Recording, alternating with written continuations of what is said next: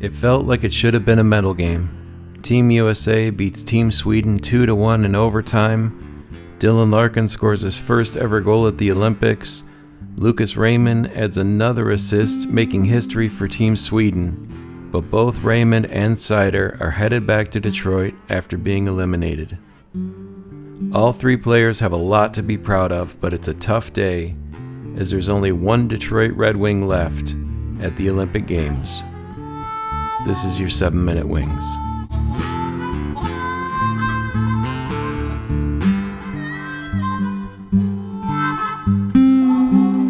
Welcome back to the Red Wings Report with Strings and Pucks. This is Jeremy Laura. Please click like and subscribe if you're new here. Please head over to hockeyhotstove.com. I write the Red Wings column, but there's news and information on all the other teams. There's ongoing Olympic coverage as we head into the semifinals, and the NHL is getting closer to returning. The Griffins were in action yesterday. They beat Cleveland 3-2 with a game-winning goal from Michael Branzig-Nygaard. That was MBN's 9th goal of the season. He's now got 27 points, 4th on the team, in 43 games played. Dominic Shine stayed hot, extending his point streak to 4 games. Sebastian Cossa notched another win, stopping 22 of 24 shots. You can see the goal compilation playing, and I posted it earlier this morning. Yesterday after practice, Detroit gave a huge update on Simon Edvinsson. He had shoulder surgery, and the time off due to the Olympics has given him time to heal up and rehab. He's getting closer to being able to play, and that's huge for Detroit. Edvinsson said that the shoulder had been bothering him all season, but that early in the game against Toronto, he knew there was a bigger issue. He looked strong and optimistic talking to the press after yesterday's practice. Edvinsson's ELC will expire after this year, and I'm sure they're working on an extension behind the scenes. Before the Olympics, selfishly, there's a part of me that's relieved today. Both Seider and Raymond are heading back to Detroit, and both of them look healthy. They both played hard for their teams, and they both have a lot to be proud of. But there is this little sense of relief, because especially with Seider, if something had happened and he had gotten hurt, I was just kind of holding my breath in this one, but Seider and Raymond both look healthy. They're headed back. Germany was bounced after losing 6-2 to Slovakia. Seider played 27-48 in that game with 2 shots on goal and an even rating.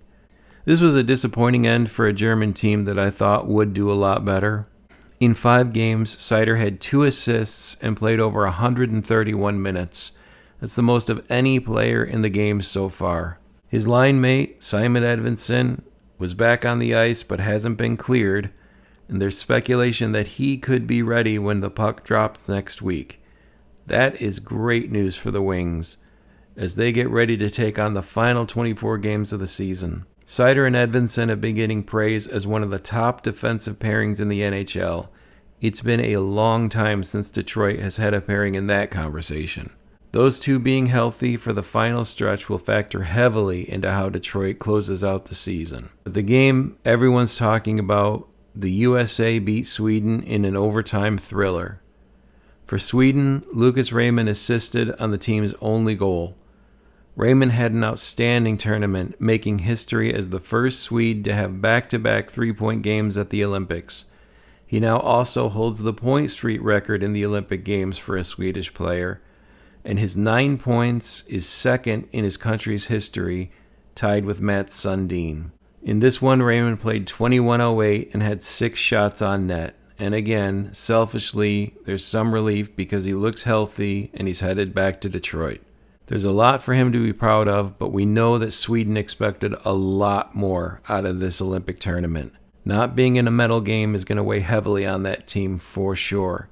For Team USA, Larkin gets his first goal against Sweden. It's a tip-in after he won the face-off. At that point, according to the broadcast, Larkin was winning 65% of his offensive zone face-offs. He's gained a lot of trust at the face-off dot for Team USA, and today, Larkin's getting a lot of praise for his character and his commitment. It's great to see because Larkin takes a lot of criticism.